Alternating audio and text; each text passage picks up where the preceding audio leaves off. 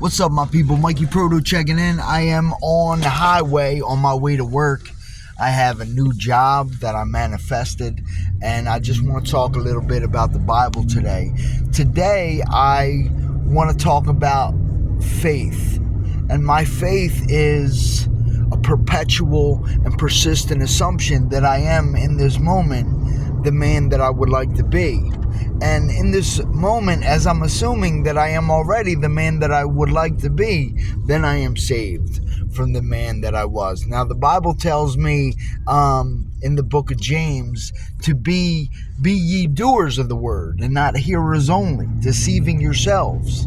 For if any be a hearer of the word and not a hearer and not a word of the word and not a doer, he is like unto a man beholding his natural face in a glass. For he beholdeth himself and goeth his way, and straightway forgetteth what manner of man he was. But whoso looketh into the perfect law, the law of liberty, the law of freedom, and continueth therein, he being not a forgetful hearer, but a doer of the work, this man shall be blessed in his deed. Now, in the book of James, he describes a man looking in the mirror or looking in a glass.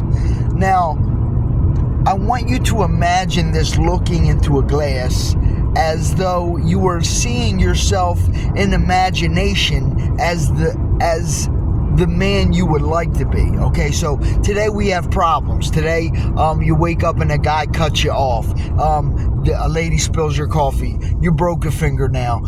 Your bills are late. Whatever problems that you have, the Bible, and we know as Christians, says that the Jesus Christ who is in us is our hope of glory. But no one described to me growing up who is the Jesus Christ who is in me. And it was always some image of a man who lived 2,000 years ago, who was beaten and tortured and murdered and then came to life. And I always pictured this story in my mind as having happened literally. But what I came to find in many years of research is that I had to put myself in the shoes of this man called Jesus. In other words, when I imagine myself today as a better man, as a man with patience, take for example the fact that I can't see my son and my ex is holding my son from me because she's bitter that I left her, and she tells my son he left us, and my poor 10-year-old son doesn't know how to respond or how to act because he misses his dad. So now I could be sitting here and I could be cursing her out, and I could be going over to her house and trying to rip her out of the house by her hair, and a number of things I could be doing. But how I react to the world is how you can tell what I truly believe. What comes out of my mouth and how I respond to the world is how the world knows who I am and what I believe in. So this morning, as I wake up and I miss my son, I realize that the most important thing for me is to keep focused on the man in the mirror, the man in the glass. Who is the man in the glass? He is the Jesus Christ who is in me. And who is that? That's the man who has a son in his life, the man who gets to play with his son, the man who gets to help his son with his homework, the man who gets to throw the football with his son. This is the man I would like to become. So between me now and that man that I want to be, it looks the world responds, or the world's reflection of that image makes it look impossible. The moment I choose to become something, or the moment I choose to claim myself as something, the world, everything that is not equal to that will show up, because that's the way the world works. So I don't want to make it, I want to break it down as not being complicated, but the absence of what you are not in the absence of what you are not. What you are is not. So the moment I choose to claim myself as the father of Gary, who gets to see him every day, in my mind, in the glass where I see myself, is the man who gets to see my son every day. So, but as reality shows me that I can't call him, that I can't talk to him, and that's frustrating. That's the most frustrating thing that I've ever experienced so far in my life, is the fact that I can't see my son. But how it relates to the Bible is, how do I get to have my son in my life, is that I have to continue to imagine myself as though I were the man that we're getting to see my son every day. Because the Bible tells me, Jesus says, worry not, trust in the Lord.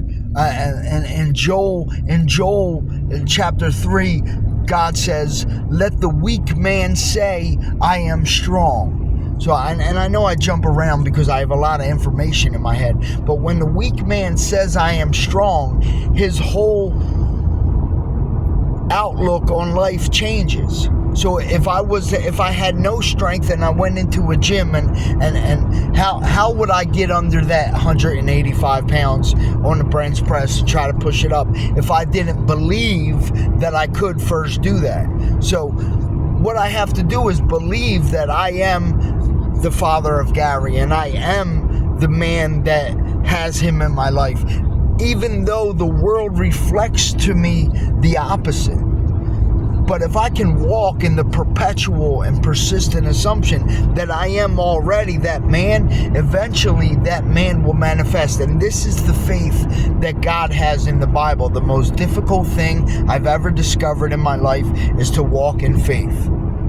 So the moment that I realized that the Bible is not some book that I could use to point the finger at others and manipulate the behavior at others, but it's a mirror for me to look in and judge and test myself every day. When the Bible says, test yourself. So when Paul says test yourself, what does he mean? So as I test myself today, what is it that I believe? I believe I'm the father of Gary. I believe that Gary is my son and that I should be able to see him, although his mother's not letting me. So how do I relate the Bible to my life? I walk in faith. I walk in the faith that I am Gary's father, and I live in the end. So in the book of James, when he says a man looking in the glass is seeing myself in imagination as the man I would like to become. So today I walk in the perpetual and persistent assumption that I have a new job. What did I tell you guys about a week ago? That I told you now, and it came true that fast. I said I was 7 days ago. I came on here live on live, and I said I want to let everyone know that I'm telling you now what's going on, so that when it does happen, you will know that what I'm speaking to you is truth.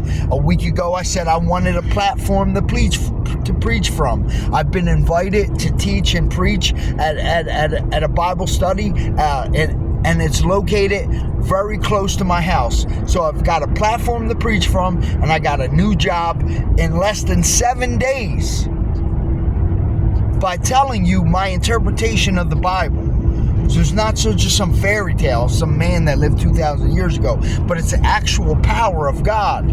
When I walked in the assumption that I could have a new job, boom, and I got it. And I walked in the assumption that I would get a platform to preach from, boom, and I got it. And it's been less than a week. So now I have bigger goals. I want to walk in the assumption that my son is my son, and I have him in my life every day. And that's what I'm telling everyone. I just want everyone to watch and see that my interpretation of the Bible is coming to life. And that I wanted to share that with everyone, and I'm glad that everyone.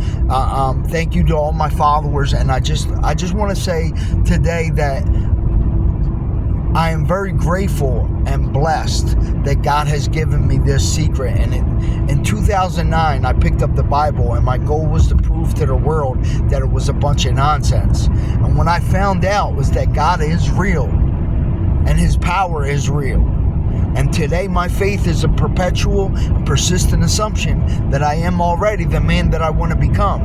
And in this moment, as I'm assuming that I am already the man that I want to be, then I am saved from the man that I was. And that is salvation. Brothers and sisters, faith and salvation are synonymous terms. Everyone have a blessed and safe day.